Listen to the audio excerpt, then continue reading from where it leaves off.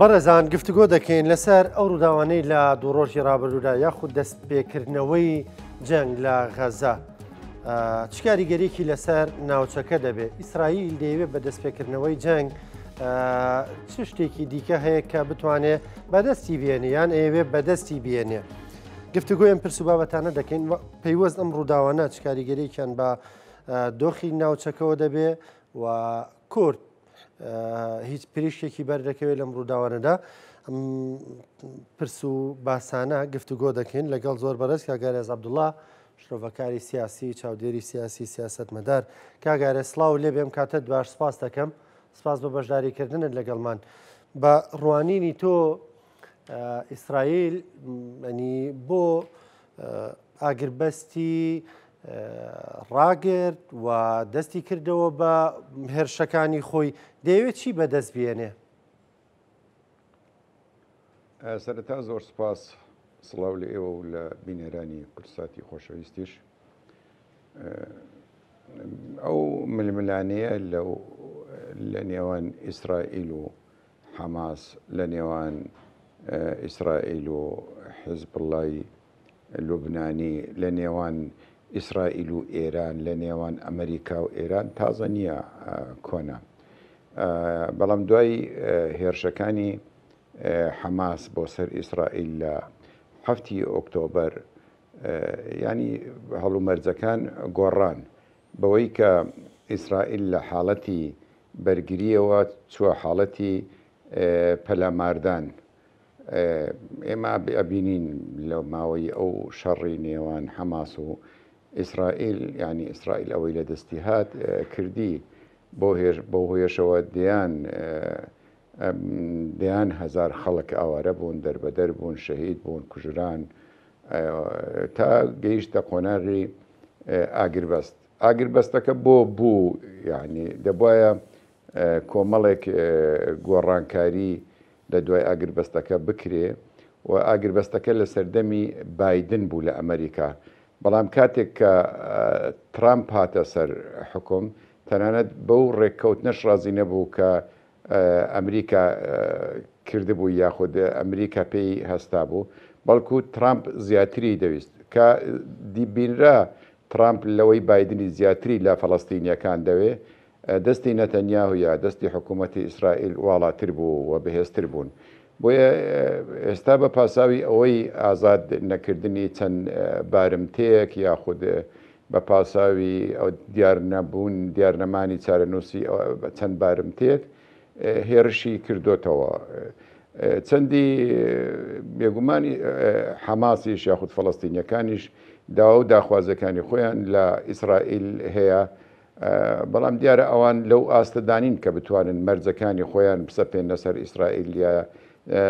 داخوازەکانی خۆیان لە ئیسرائیل جێبەجێ بکەن. بەڵام ئیسرائیل ئێستا داشی سوارە بە تەواوی کەم لەبەرەوەی ئەمریکا بەو پەڕیتوانەوە پشتیوانی دەکا و لە ڕاوژانی ڕابردوو جێمان لێبوو کە ترامپ خۆی ئەڵێ فەڵەستین بۆ حەماس ئەکەین بە دۆزەخ ئەگەر بارمتەکان ئازاد نەکەن. داشی سوارە لەوەی کە حیزبوڵڵا شکستێکی گەورەی خواردووە و سنوورەکانی لوبنانی بەجێهێشتووە. داشی سوارە لەوەی کە حکوومەتی بەشار ئەسەد ڕووخاوە و کە پێشتر ئەویش لە ململانەیەکی توندا بوو لەگەڵ ئیسرائیل نەماوە و ئەوەی هاتۆتە سەر حکومیش ئێستا ئەگەر دوژبنیشیان بێ یا دژیشیان بێ یعنی ئەو هێزەی نییە کە لە حاڵەتی ئێستادا هەڕەشە بێ بۆ سەر ئیسرائیل. واتە جگە لە شکانی ئەو باڵانەی ئەو لایەنانە لە شام واتە لە سووریا و لە فەڵەستین و لە لوبنان، ئێرانیش بەرەی ئێران یاخود بەرەی بەرگری ئێران بە تەواوی لاواز بووە، پاشەکشەی بووە. بۆیە ئیسرائیل دەیەوێت ئەوەی دەیەوێت ئەوە جێبەجێ بکە تا دوێنێ دوایین لێدوانی نەتەنیاهو ئەوە بوو ئەڵێ ئێمە ڕۆژهەڵاتی ناوەڕاست ئەگۆڕین. واتە پلانی گۆڕینی ڕۆژهەڵاتی ناوەڕاست هەبووە زووتر، بەڵام ئێستا پێدەچێت ئیسرائیل بێوێ بەو شێوێ بگۆڕدرێت کە خۆی ئەیەوێ. باشە کاگارێز، داواکارەکان ئیسرائیل بارمتەکانێتی، بەڵام ئایا تەنە بارمتەکانی خۆی دەوێتەوە یان ئەمە تەنە بیانوویەکە بۆ ئیسرائیل؟ نا بارمتەکانە بەڵام ئەبێ هێزی چەکداری حەماس لەو ناوچەیە نەمینێ ئەبێ زۆشتی تر باسکرێت تەنانەت کاتێک باسی ئەوە کرا کە فەڵەستینیەکان بۆ ئوردن و بۆ مەسر ڕاگوێزرن واتە کەرتی غەزە هەر بە تەواوی چۆل بکرێ ئێستا وازیان هێناوە ئێستا من بەش بە حاڵی خۆم ئەوەندەی بیر دەکەمەوە ئەوەندەی سەیری ڕووداوەکان دەکەم ئیسرائیل بە هیچ شێوەیەک رازی نابێ هێزێکی چەکداری ئەو هێزە چەکداریەی فەڵەستینیەکان لەوێ بمێنێ بە تایبەتیش لە کاتی ئاڵوگۆڕی بارمتەکان ئێمە ئەمان دیت حەماس نمایشێکی سەربازی زۆر گەورەیە کرد ئەو نمایشکردە ئەگەر لەلایەک بۆ خۆیان بەرزکردنەوەی ورەیان بۆ بێ بۆ معنەویاتی خەڵکێکی خۆیان بێ بەڵام لەلایەکەی تر ئیسرائیل و ئەمریکا ئەوەندەی تر هاندا کە ئەوان بکەونەخۆ و حسابی ورتر و گەورەتر بۆ ئەو هێزە چەکداری حەماس بکەن بۆ یاگەر من پێم وایە لە کەمتر لە چەکدانان یاخو کەمتر لە دوورکەوتنەوەی هێزەکانی حەماس لە غەزا ئیسرائیل رازی نابێ. باشە کاگارس هەمیشە کەم ڕووداوە جیانیانە ڕوو دەدەن یاخودە و ڕووداوانەی لە ناوچەکە ڕوو دەدەن ینی ڕاستەوخۆ بێ یان ناڕاستەوخۆ کاریگەریان لەسەر ڕەوشی کورد دەبێت لە ناوچەکە لەبەرەوەی کوردیش میلەتێکی کە بەسەر چوار وڵاتدا دابەش بووە بەڵام بێدەوڵەتە ینی قەزێ لە هەر با بڵێن لەم چوار دەوڵەتەدا و بۆعدێکی جیهانی وەرگرتووە ئایا ئەم ڕووداوانەی ئەو خەریتە نوێی کە ئیسرائیل دەیەوێ کورد دەکەوێتە نێو ئەو خەریتە نوێیەوە بەڕوانینی تۆ؟ ئەزانی ئیسرائیل خەریتەیەکی هەیە یان خود نەخشەیەکی هەیە پێڵێ ڕێگای داوت ڕێگای داوت جێبەجێ دەکرێت جێبەجێ ناکرێ من نازانم چەند کاری لەسەر دەکرێت بەڵام ئەوەی کە دیاری کردووە ڕێگای داوت کە بەشێکی کوردستانیش ئەگرێتەوە ئەگاتەوە ئیسرائیل ئەوە ڕاستە بەڵام بێگومان ئەو ڕووداوانە کاریگەریان پێ لە دوای هەفتی ئۆکتۆبەر واتە لە دوای پەلامارەکانی حەماس بۆ سەر ئیسرائیلەکان هێزێکی گەورە لە ناوچەکە بێهێز بووە ئەویش ئێرانە لە بەرامبەردا دوو هێز گەورە بوون واتە دوو هێزی تر هاتوونەتە مەیدانی هێزێکیان ئیسرائیلە کە ئەمریکا بەو پەڕیتوانەوە پشتیوانیەکە هێزەکەی تریشیان تورکیایە کە ئەکرێ بڵێم زۆربەی سووریا کەوتۆتە ژێر هەژمونی تورکیا ئێکەواتە تورکیا لەلایەک دیدی تورکیا بۆ کێشەی کورد ڕوونە کە ئەو ئێستا لەگەڵ ئەوە نییە تەنانەت لە سووریای نوێش ئۆتۆنۆمی بە کورد بدرێ لەلایەکیش خۆی کێشەی لەگەڵ کورد هەیە بۆیە هەمیشە ئەبینین خۆ لە کاروباری سووریا هەڵدە قورتێنێ بەخۆشی بیانە بەخۆشی بێ ڕێگری دەکات لەوەی کە حکوومەتی شام حکوومەتی کاربڕێیا کاتی شام مافی کورد بداوەکەوەی کورد دەیەوێ کە بەش کەوان هەموو مافەکانی خۆشیان داوانە کردووە کەواتەوە کاریگەریە واتە ئێستا ململانەیەکی تند لە نێوان ڕۆژ ئاوا کوردی ڕۆژ ئاوا لەگەڵ تورکیا هەیە ئەوانە یانەوێت لە چوارچەوەی سووریا مافەکانی خۆیان بەدەست بێنن تورکیاش ئێوێ ئەوان لە ناو چوارچەوەی سووریادا مافەکانی خۆیان بەدەست دێنن لەلایەک ڕۆژانە گروپەکانی سەر بە تورکیا میلیشیاکانی سەر بە تورکیا پەلاماری بەنداوی تشرینە دەن پردی قەرەقۆزاخەدەن لەلایەکی تریش بە درۆنەکانی تورکیا بردومانی خەڵکە کرێ گوندەکانە کرێ ژێرخانی ئابووری دەڕمێندرێت هەنانەت هەر دوێنێ بوو پێرێ بوو دەکەسی یەک بنە ماڵە بە درۆنەکانی تورکیا شەهید کران واتە تورکیا ئێستا ڕاستەوخۆ و ناڕاستەوخۆ لە شەردای ڕاستەوخۆ لە ڕێگەی گروپەکانی و درۆنەکانی ناڕاستە خۆش لە ڕێگەی ئەحمەشەر ئاوەفشاری خستە سەر ئەحمەشەرە بۆ ئەوەی هێزەکانی سووریای دموکرات بەڕسمی نەناسێنی یاخود پێگەیەکی تایبەتیان لە ئایندە سووریا پێنەدا بۆ ئەوەی ڕۆژهەڵات و باکووری سووریا خاوەنی ئۆتۆنۆمی یا خۆیان دەڵێن خاوەنی خۆ بەڕێوەبەری نەبن بەڵکو ئەو خۆ بەڕێوەبەری یاخود خۆسەریەوەی کە ڕۆژاوایەکان پێی دەڵێن هەڵۆشێتەوە کەواتە کاریگەری هەیە لەلایەکی تر کاریگەری هاتنە سەر لە ئەنجامی ململانەی ئیسرائیل لەگەڵ گروپە شیعیەکانی لوبنان و لەگەڵ حەماس و لەگەڵ بەشار ئەساد چێ دەرفەتی ئەحمەشەر دەرفەتێکی وەرگرت و کۆمەلگەی نێودەوڵەتیش چاویان لە پێشڕەویەکانی ئەحمەشەرە پۆشی هەرچەندە بەهێزی ئەحمەشەر شام یاخود حکوومەتی بەشار ئەساد نەڕووخا بەڵکو حکوومەتی سووریا داڕوخا بەڵام ئەحمەشەر واتە یا هەیە تەحریر شام ئەو دەرفەتیان قۆستەوە توانیان کورسی دەسەڵاتی شەم بەدەست بێنن ئەوەش کۆمەلگەی نێودەوڵەتی چاویان پۆشی چکە یەکەم بەڕای من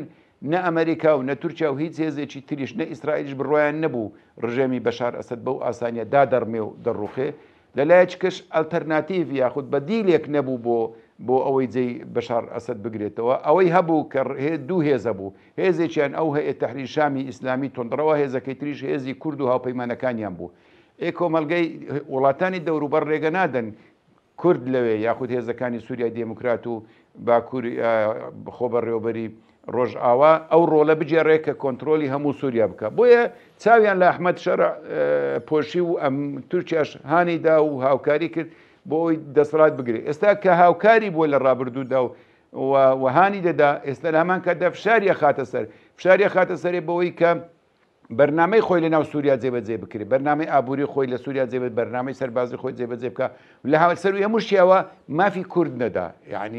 یعنی ئەوەی جێی سەر سوڕمانە یعنی بۆ خەلکێکی بێگانە بۆ ئێمەی کورد دەزانین تورکیا چۆن بیرەکاتەوە ئەوەیە کە نەک خۆی مافی کورد نادا لە باکوور بەڵکو ناوێت لە سووریاش مافی کورد بدرێ باشە کاگەرێس ئەوەی کە دەڵێ دەیەوێت لە سووریا ئەحمەد شەرع مافی کورد نەدا بەڵام لەم لاوە خۆی لە تورکیاوە لە باکووری کوردستان باسی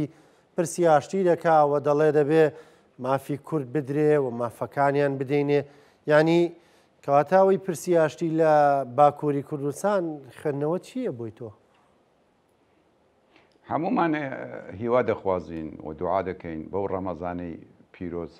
کە ئەو پرسی ئاشتیە سەر بگرێ و مافی کورد بدرێەوە دیالۆگ دروست بکرێت لە جیاتی شەڕ بەڵام ئەوەی دەیبینین کە بەداخەوە دوو ڕوویەکی زۆر گەورە لە دەوڵەتی تورکیا دەبینین لەلایەک باسی برایەتی گەلانەکە و لەلایەکی تریش بەردەوامە لە هێرش و پەلامارەکانی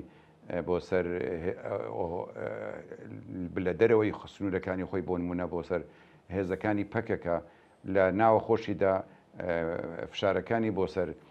لایەنگرانی دەم پارتی کە بە باڵی سیاسی پەکەکە ئەژمار دەکرێن زیاد کردووە تەنانەت لەوەشی تێپەڕاند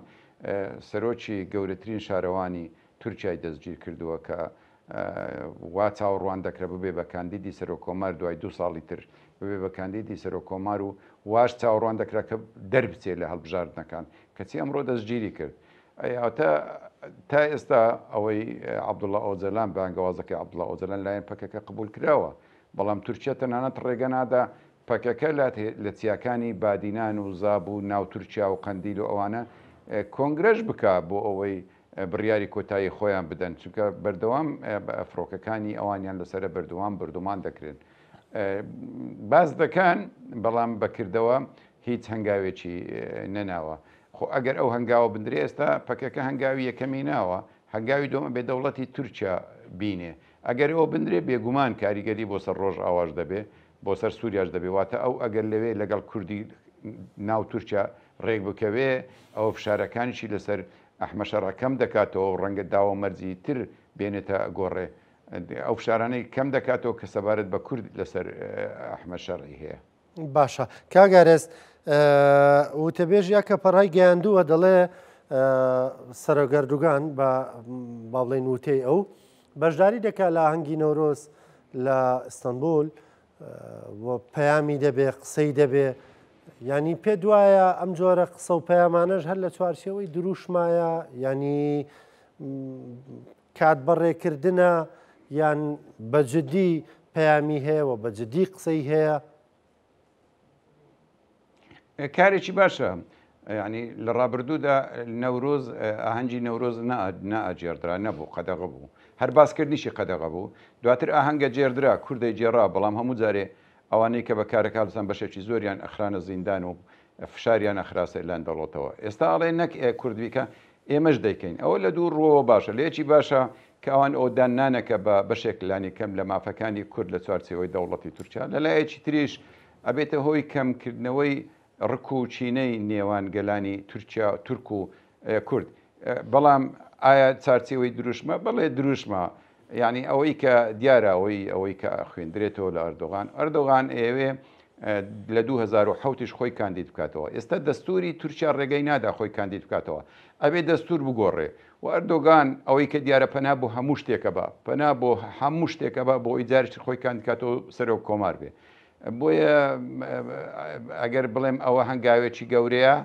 هەنگاوە بەڵام ئایا و هەنگاوە تەنیا دروشمە بۆ هەڵخەڵەتاندنە یان هەنگاوی تری بەسەردادێ بەڕاستی نازانم ئەوەستێتە سەر ئەوەی کام ڕێگا بە کام ڕێگا ئەردۆغان ئەتوانێت ببێتەوە سەر و کۆمار ئەو ڕێگا ئەگرێتە بەر ڕێگای زەبروزەنگ یا ڕێگای ئاشتی کام ڕێگا بۆ ئەو ئاسانتر بێ ئەو ئەگرێتە بەر تا ئێستا ئەوەی لە ئەردۆگانە خوێندرێتەوە دوای پەیامەکەی بە ڕێز عەبدوڵڵا ئۆجەلان ئەوەیە کە تورکیا ئاشتی ئەوەیە بەڵام ئەوێ ئەردۆگان ئەوێ نایە بڵێ ئێمە وەکو دەوڵەت پرۆسەیەکمان هەیە بە ناوی ئاشتی بۆ چارەسەری کێشەی کورد لە تورکیا نا ئەڵێ ئێمە تیرۆر لە ناو ئەبین ئێمە تیرۆر زیندە بەچاڵەکەین ئێمە کۆتایی بە تیرۆریزم دێنین لە تورکیا واتە ناوێت بدان بە ڕاستیەکان دابنێ ئەوەش بۆ چێتی ئەوەش بۆ ناو گەلانی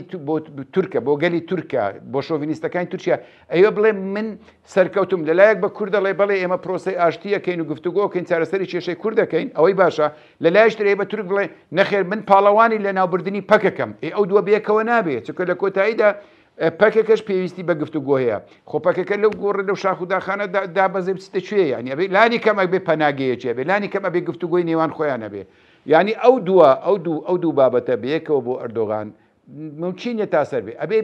لایەک بەلایەک دەبکە یانەوەتە بەڕاستی بێتە مەدان بۆ چارەسەری پرسی کورد واتە کێشەی کورد چارەسەر بکە بە گفتوگۆ یانیشەوە تا بێ شەڕەکە دەست پێ بکاتەوە بەردەوام بێ بۆیە بەشداریکردنی ومێد دەکەم بەشداری بکە من بەباشی دەبینم بەشداریکردن دانانە تورکیا لەوەی بێ کە باسکردنی نەورۆز قەدەغ بێتە سەر ئەوەی کە سەرۆک کۆمارەکەی بێ بەشداری ئاهەنگی کوردان کە کارێکی باشە بەڵام هەدروشم بەڵێت تا ئەو قۆناغە ئەوەی لی دەخوێندرێتەوە تەنیا دروشمە تەنیا دەستخەڕۆکردنە نازام لە ژێرەوە چی هەیە دەوڵەتی تورکیا چیان هەیە بەڵام ئەوەندەی ئێستا دەوڵەت باخچەلی کە سەرۆکی ڕەگەز پەرسترین حزبی تورکیا ئەوەندەی ئەو جددیە لە پرسی چارەسەر ئەردۆغانی ئەوەندە بایەخی پێنادا بێ ئەو ڕاستێ بزانین زۆر بەڕێز کاگارێز عەبدوڵڵا سیاسەتمەدار چاودێری سیاسی سپاس دەکەم سپاس بۆ بەشداریکردنت لەگەڵمان لە بەرنامەی پرسی ڕۆژ زۆر سپاس